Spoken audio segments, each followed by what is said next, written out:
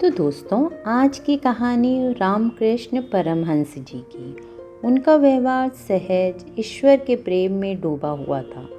वे कभी भक्ति भाव में रोने लगते, कभी अचानक आनंद में झूमने लगते। कई बार माँ काली की मूर्ति के आगे समाधि की अवस्था में पहुँच जाते। तो चलो जानते हैं आज की कहानी।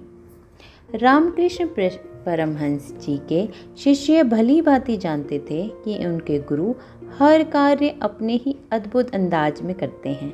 एक ऐसा काम था जिसे परमहंस जी अत्यंत एकाग्रता और गहराई से करते थे। वो काम था उनका लोटा मांजना, यानी साफ करना।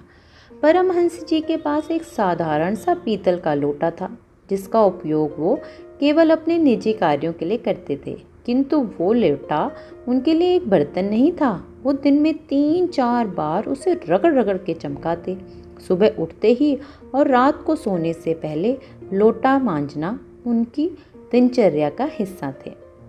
वे अंगूठे से भीतर बाहर उसे इतनी लगन से मांजते कि उसमें अपना प्रतिबिंब भी साफ दिखाई देने लगे।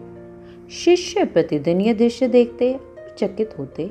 एक आत्मज्ञानी संत, जिनके लिए संसार का कोई आकर्षण नहीं, वो एक लोटे को इतनी लगन से क्यों साफ करते हैं? एक दिन शिष्यों ने पूछ ही लिया, गुरुदेव, ये लोटा तो हम भी साफ करते हैं, फिर आप ही इसे इतनी तन्मयता से क्यों मांजते हैं? क्या यह कोई विशेष लोटा है?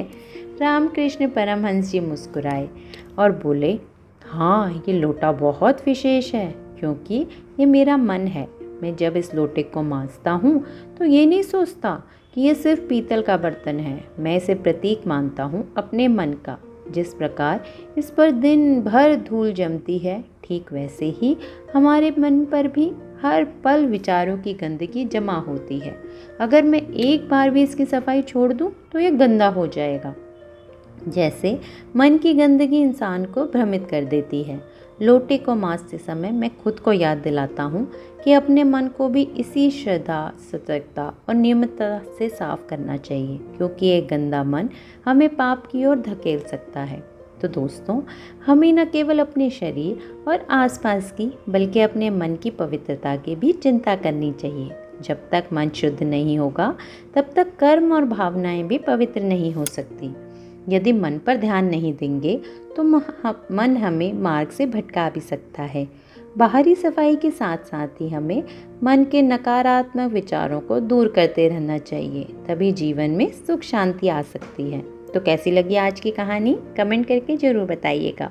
और ऐसी ही कहानियों को सुनने के लिए इस चैनल को लाइक, सब्सक्राइब और शेयर करना ना भूलें, और बेल आइकन ज़रूर दबाएं, जिससे कहानियों की नोटिफिकेशन आपको डेली और सबसे पहले मिले। और इसी के साथ इंतज़ार कीजिए मेरी अगली कहानी का।